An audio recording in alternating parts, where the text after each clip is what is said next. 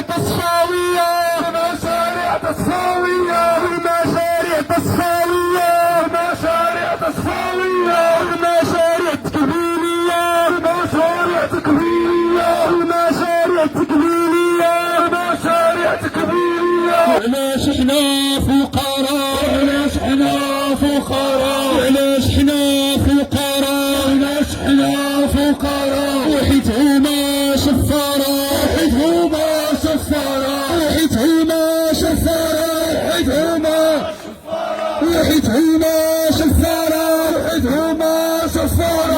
نهبتوها صناديق نهبتوها الصناديق نهبتوها صناديق نهبتوها والأجور قسمتوها والأجور قسمتوها المعاشات هملتوها المعاشات هملتوها المعاشات نسيتوها المعاشات نسيتوها. خططكم للجحيم خططكم للجحيم خططكم للجحيم ومشاريع الشهور ومشاريع الشهور ومشاريع الشهور ومشاريع الشهور. فدعوها نفدعوها نفدعوها نفدعوها نفدعوها نفدعوها نفدعوها. محمد الملاخ نائب الكاتب العام النقابة الوطنية للمحافظة العقارية التابعة للجامعة الوطنية للقطاع الفلاحي الاتحاد المغربي للشغل.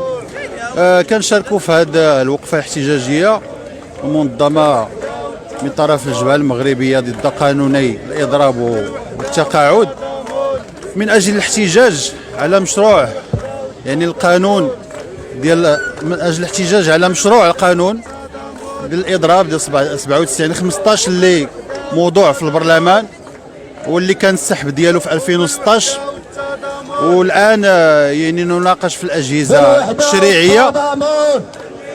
نتساءل صراحة ما الهدف من تسني مثل هذه القوانين التي لا تساهم إلا في إضعاف الطبقة العاملة والتي لا تساهم إلا في إضعاف من يمثل الطبقة العاملة. إذا كان هاد الناس اللي حطوا هذا المشروع يظنون أن الإضراب يؤثر على الاقتصاد الوطني فهم واهمون. ما يؤثر على الاقتصاد الوطني هو التغول ديال الشركات، هو عدم يعني منح الطبقة العاملة الحقوق ديالها، هو عدم تفعيل المراقبة والمحاسبة في الصفقات الكبرى.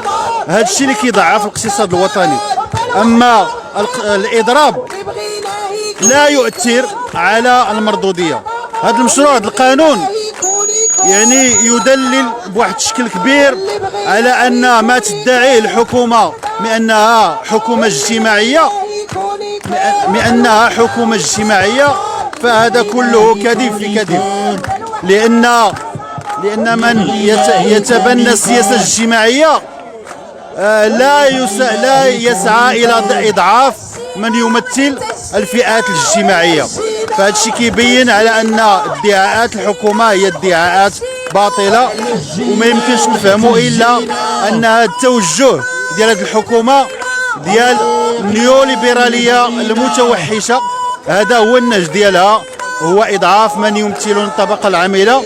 وحنا غنبقاو نحتجوا حتى إسقاط هذا المشروع هذا وحتى إصلاح التقاعد بشكل صحيح حقيقي وليس بالأوهام وبالأكاذيب يعني الواهية. وتحية. ورمز القمع والتشريف ورمز القمع والتشريف ورمز القمع والتفقير رمز التفقير والتجويع رمز التفقير والتجويع ولي إقبال القضية ولي إقبال القضية وما نفتش الفلاحي التابعة للاتحاد المغربي للشغل.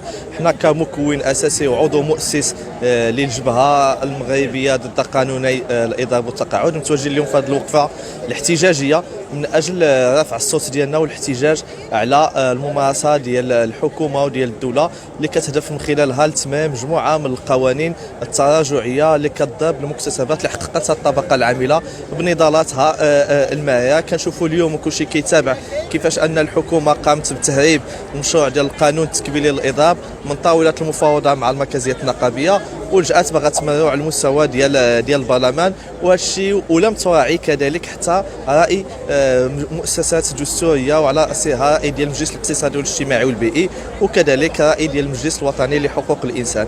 حنا كجامعه وطنيه للقطاع الفلاحي موقفنا واضح من هذه المساله ومن التمرير ديال المشروع ديال القانون التكبيلي للاضراب. كنعتبر هذا القانون هو قانون يكبل ممارسه الحق الاضراب، بل يتعداها الى تجريم ممارسه حق الاضراب، وهذا كيضرب الحريات النقابيه وكيضرب المكتسبات ديال الطبقه العامله وديال الشغيله ديال بلادنا ككل، وكيضرب كذلك حتى ربما بعض التراكمات اللي حققتها الدوله في المجال الحقوق والحريات. فاحنا هذه كنعتبروه انتكاسه ونكوص ورجوع نحو الوراء. دونك حنا هذا القانون كنعتبروه يخدم يعني الباترونا، يخدم يعني ارباب العمل، ولا يخدم الطبقه العامله، وفيه يعني مجموعه من الاجراءات اللي كتخلي هذا الحق ديال الاضراب من المستحيل ومن البعيد من المكان يتم الممارسه ديالو. في حاله قامتي بالممارسه ديالو فانت كتكون يعني معرض لمجموعه من العقوبات اذا لم انك تحترم مجموعه المواد اللي كاينه في هذه المسوده هذه. وهذه المسوده اللي كاينه الان واللي جابوها النقاش على المستوى ديال البرلمان فهي مسوده يعني اسوأ من تلك التي كانت موضوعه سنه 2016 من طرف حكومه العداله والتنميه. اذا هذه الحكومه هذه غاده في النهج ديالها اللي كيضرب جميع المكتسبات ديال الطبقه العامله. كذلك ما كاينش في الاجنده ديال هذه الحكومه الحاليه ما كاينش فقط غير مشروع القانون ديال الاضراب، كاين كذلك ويهيئون كذلك ما يسمى بالاصلاح ديال الانظمه ديال التقاعد. وكنعرفوا حنا جميع ملي كتجي الحكومه ملي كتقول الاصلاح ديال التقاعد فهي كتقصد بها دائما تلك الاجراءات المقياسيه التي تروم يعني الزياده في الاشتراكات، وكذلك النقص من المعاش، وكذلك الزياده في السن ديال التقاعد الى غير ذلك. هذه الاجراءات هذه بطبيعه الحال هي غير كافيه، وثبتت الفشل ديالها في الاصلاح ديال 2016، والان يعني يتم اعاده نفس السيناريوهات واعاده نفس الحلول. اليوم حنا بحاجه الى حلول مبتكره، بحاجه الى ان تتحمل الدوله مسؤوليتها في التغطيه ديال العجز اللي جاء بسبب عدم التزاماتها وعدم الوفاء باداء بذمتها بالمستحقات لفائده هاد الصناديق هادو.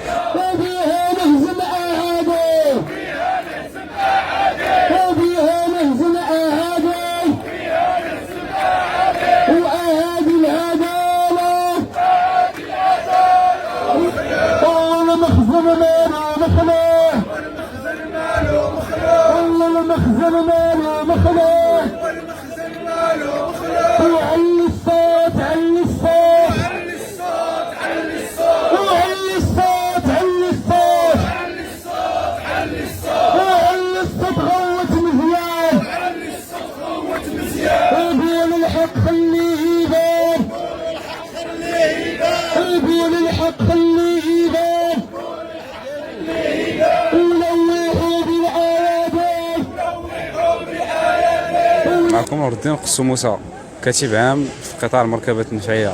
اليوم كنت واجد في مدينه الرباط على حسب جينا نهضروا على حقنا شويه اليوم، وكتضامن مع الجبهه، لاننا اليوم كنشوفوا باللي الدوله بغات تحارب لنا حق من الاضراب اللي هو سلاحنا الوحيد.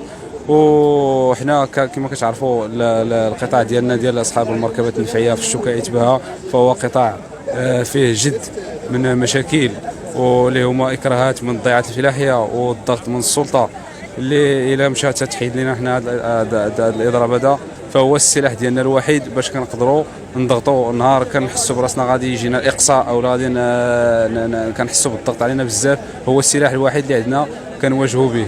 لهذا اليوم حنا كنتواجدوا هنا، وان شاء الله غادي نحاولوا نهضروا على حقنا هنا، وغادي نكونوا متضامنين مع الجبهه. وتحيه نضاليه.